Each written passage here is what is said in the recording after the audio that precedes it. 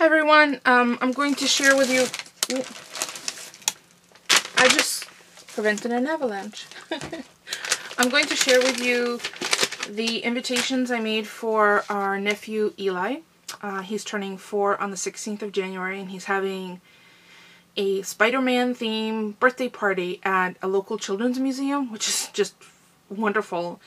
The last time we were there, I think it was for his sister's birthday.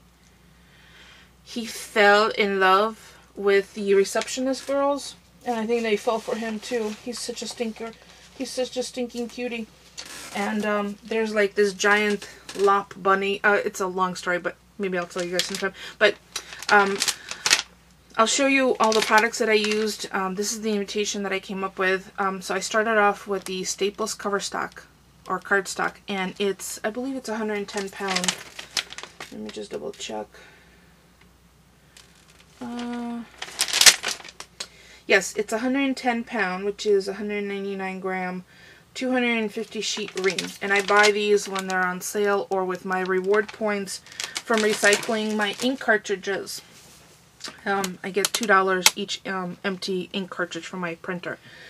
So I have it in cream, in white, and in gray. I used the base of white, and then I used a layer of the black cover stock that I got. That was the Fellows cover stock that I showed you from Final Markdown in Manchester, Connecticut. And actually one of the stores is closing in Springfield, Massachusetts, which is about, I want to say 20 minutes from us. I might go over there and see if they have any more because I got the very last pack, and I really rely on this particular cover stock. It's a nice heavy weight, and it even has an embossed look to it. Do you see that right here? It's like a veining through it, so it's really cool. So I use that as, and this is a standard A2 size card. Again, scored in the middle and folded. The information for the party was printed out and just put on the inside, adhered with my ATG. I do have a little bit of a disclaimer. I try to share with you guys whenever a product really works for me. So what I'm going to do is I'm going to share with you a product that did not work. Not only did it not work, it was the biggest pain in the tuchus to swap out for a new roll. It's this Elmer's tabs. And I fell for this because it was in a multi-product package, either at Costco or BJ's, and I've had it for a while. It also came with a tab dispenser and temporary adhesive, and the reason I had bought it because I thought it was going to be similar to this Elmer's refillable dot liner, which I was getting, which I totally bought out and it's gone. I can't find it anywhere. I bought probably 15 or 20 of these at my local junk store, the Lots and More store that I go to.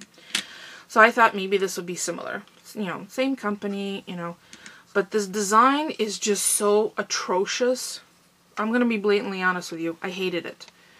I'm not technically a novice and I don't get intimidated by instructions, but swapping this out took forever and it was awful because there's another piece that goes on the back, and I literally picked this out of my garbage. I should just throw in my recycler because it's plastic, but there's another piece, and the way that the tape runner runs, it's twisted to pick up the refuse, and it's horrible.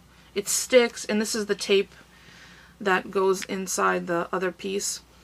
I literally used this tape because I didn't want to throw the tape, you know, the actual double-sided adhesive out. I used it off this roll, just manually. You know, I'd peel it off, stick a piece of paper on there, and pull it up because I didn't want to waste that. But this is not a good product, and I'm not even sure if they make it anymore, but if any of you see it marked down, don't even bother. I wouldn't even take it for free. So there it goes. It's in the trash. So, ooh. Okay, so that being said, I ended up using my ATG for everything. The reason I wanted to use that adhesive was smaller pieces using ATG is kind of clunky. It's always easier to have something directly in your hand for especially these little pieces. And I made, I think, 22 invitations. So there was a lot of little pieces.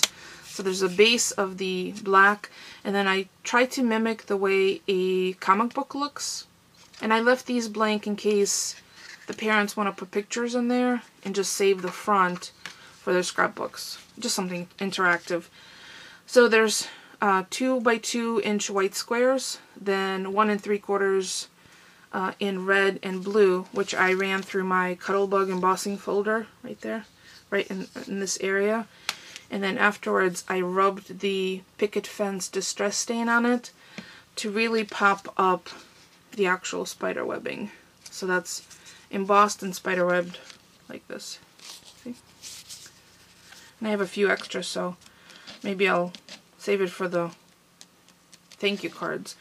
And then this image I found online and printed it on, on my regular printer. Same cover stock, put it on dimensional foam. It was all hand cut. And then these little talk bubbles are from this Fisker's Punch. So it was pretty easy in concept, just time consuming and putting this all together because there's so many individual pieces. And when I gave it to my sister, I totally forgot to stamp my name on it, but that's okay. So there's the invitations. If you have any questions about any of the products I use, there was pretty minimal amount of product types. It was really mostly paper and layering, but I think it came out cute. I would totally use this idea again, the whole comic book looking kind of thing. So I have a couple of extra pieces left, and I kept one for my portfolio. So if you have any questions for me, please leave me a comment. Otherwise, thank you so much for watching.